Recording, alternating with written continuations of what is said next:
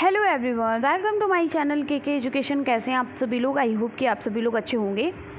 तो आज मैं आप लोगों को डीएलएड 4th सेमेस्टर का गणित का आपका जो सिलेबस है यानी मैथ का सिलेबस है उसके बारे में यहाँ पर डिस्कशन करने वाली हूँ कि कौन कौन से टॉपिक आपको पढ़ने हैं। तो चलिए हम देखते हैं कि गणित में हमें कौन कौन से टॉपिक पढ़ने हैं, ठीक है, और किस टॉपिक पे सबसे ज़्यादा फोकस करना है। और आपको बता दूं कि जो 4th सेमेस्टर की गणित है ये थोड़ी टफ होती है, ठीक है, एज़ कंपैरिजन आपके अदर सेमेस्टर के। तो इस पर आपको ज़्यादा फोकस करना है। और आज से आपकी गणित की क्लास जो है वो डेली होने वाली है 8:30 बजे। तो क्लास को देखना बिल्कुल मत भूलिएगा। और चलिए हम बताते हैं पहले आपको कि गणित में क्या क्या चीज़ें आपको पढ़नी है।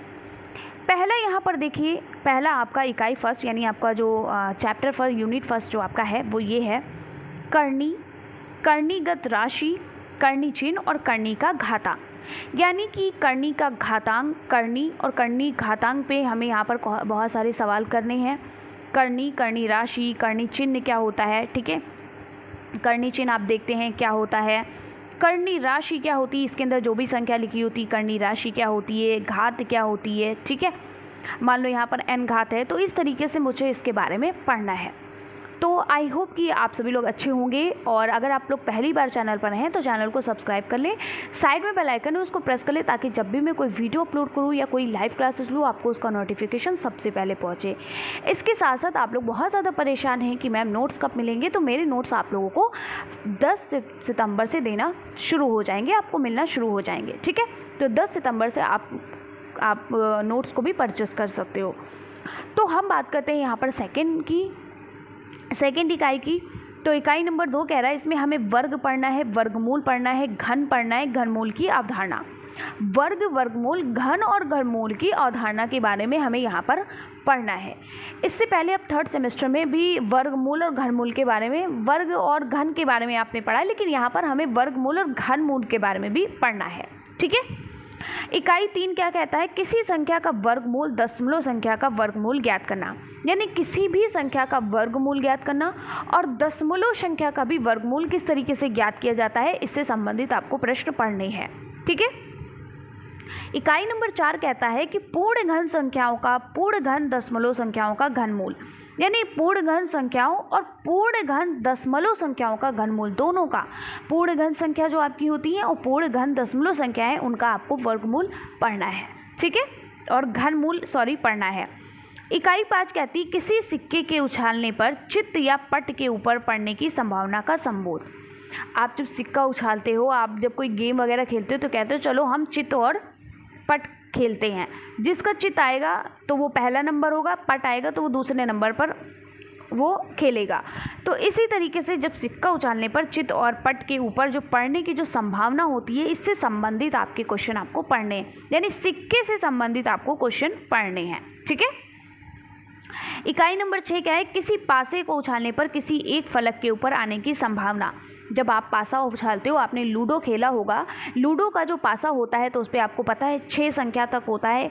एक साइड में आपके एक संख्या होती, दूसरे साइड में आपने देखा होगा 2 होगी, तीसरे में 3 होगी, चौथे में, तो इस तरीके से 6 फलक होते हैं। 6 फलक का मतलब किस तरीके से जब आप सिक्का उछालोगे तो क्या संभावना होगी, क्या पासा आपके पासे में कौन सा आपका फलक आएगा, उससे संबंधित आपको यहाँ पर क्वेश्चन पढ़ने हैं। तो इसको देख करके आपको ये तो पता चल ही गया होगा कि सारे के सारे टॉपिक आपके एकदम अलग हैं 1st और 2nd और 3rd सेमेस्टर से। यानी कि हर एक टॉपिक को आपको बहुत मेहनत करनी होगी, हर एक टॉपिक को बहुत अच्छी तरीके से पढ़ना होगा। और रियली ये आपके जो टॉपिक हैं ये रियल में बहुत टफ हैं, इनको बहुत अच्छी तरीके से एकदम फोकस करके कॉन्सेप्ट को क्लियर करना होगा। इकाई 7 कह रहा है 2 या 3 सिक्कों को एक साथ फेंकने का प्रयोग। अभी तक हम एक सिक्के की बात कर रहे थे, अब हम 2 सिक्कों को अगर एक साथ फेंकेंगे तो उसमें हम किस तरीके से उससे संबंधित सवालों को हल करेंगे, ये बात कहा गया है। अगला है, अभी तक हम एक पासे को फेंक करके हम उसके फलक को पहचान रहे थे कि कौन सा फलक किसके आने की संभावना है। अब हम 2 पासों को अगर एक साथ फेंकेंगे तो क्या कंडीशन होगी, उस पर संबंधित सवाल हम करेंगे, ठीक है। अगला है, इकाई 9 कह रहा है कि संभावनाओं का दैनिक जीवन से क्या संबंध है, इससे संबंधित हम बातें करेंगे, पढ़ेंगे। इकाई 10 कह रही अवर्गीकृत आंकड़ों की मध्यिका बहुलक की गणना करना। अवर्गीकृत आंकड़े, यानी आपका आंकड़ा जो है वर्गीकृत नहीं है, अब अवर्गीकृत आंकड़ों की आपको क्या करना, मध्यिका और बहुलक को निकालना है। और इसी में आपको पिक्टोग्राफ, पाईग्राफ, ये सारी चीज़ें भी पढ़नी होंगी जो अभी तक आपने नहीं पढ़ी हैं, ठीक है। लेकिन ये टॉपिक बहुत आसान है। सबसे ज़्यादा क्वेश्चन आपके जो बनते हैं वो आपके करनी से बनते हैं, वर्गमूल घनमूल से बनते हैं, और आपके जो बनते हैं सिक्के और पासे से भी बहुत क्वेश्चन बनते हैं। ध्यान रखिएगा, सभी टॉपिक इंपॉर्टेंट हैं। ऐसा भी नहीं है कि अगर आपको कोई टफ लग रहा है आपको उसको छोड़ना पड़ जाए, आप स्किप करना चाहो तो कर सकते हो, ऐसा भी नहीं है। सभी टॉपिक से कुछ ना कुछ क्वेश्चन पूछे जाते हैं, ठीक है।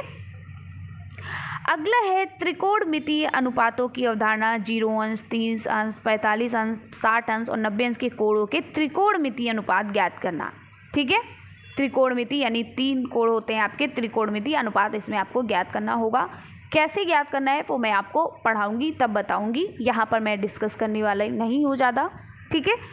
अगला आपको जो टॉपिक पढ़ना है वो पढ़ना है कि लंबवृत्तीय बेलन तथा लंबवृत्तीय शंकु की अवधारणा तथा इनका आयतन और संपूर्ण पृष्ठ, और इससे क्वेश्चन बहुत पूछे जाते हैं। लंबवृत्तीय बेलन के बारे में, लंबवृत्तीय शंकु के बारे में कई सारे लोग क्वेश्चन कर रहे थे। आपके 3rd सेमेस्टर में एंड में आपको मैंने 2 क्वेश्चन पढ़ाए थे, एक आपका बेलन से पढ़ाया था, है ना, तो वो क्वेश्चन आपका 4th सेमेस्टर का आ गया था। मैंने आपसे कहा था ना कि आपके टॉपिक में बेलन और शंकु से कोई भी क्वेश्चन नहीं है, वो 4th सेमेस्टर में है। तो मतलब हर एक टॉपिक यहाँ पर बहुत ही ज़्यादा टफ है, हम तो ये कहेंगे हर एक टॉपिक टफ है, स्पेशली उनके लिए जिनको मैथ में वो जो थोड़ा वीक हैं, तो टॉपिक टफ हैं, ये मैं मान के चलती हूँ और आप लोग भी देख रहे होंगे।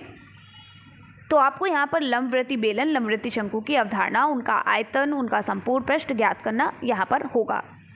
अगला है वर्ग समीकरण, यानी x² = अगर k है, यानी x² = k है के रूप में वाली समीकरण का हल, यानी ax² + bx + c = 0 का हल गुणनखंड विधि से आपको करना है, ठीक है। अगला है इकाई 14, 2 अज्ञात राशि वाले रेखीय समीकरण या युगपत समीकरण के बारे में आपको यहाँ पर पढ़ना होगा, ठीक है। अगला आपका है समलंब का क्षेत्रफल निकालना, ठीक है। फिर वृत्त की परिधि और व्यास से संबंध, चलो वृत्त की परिधि आपने पढ़ी हुई है, वृत्त का व्यास भी आपने पढ़ा हुआ है, इसमें जो क्या संबंध है इससे संबंधित आपके क्वेश्चंस करने होंगे, ठीक है।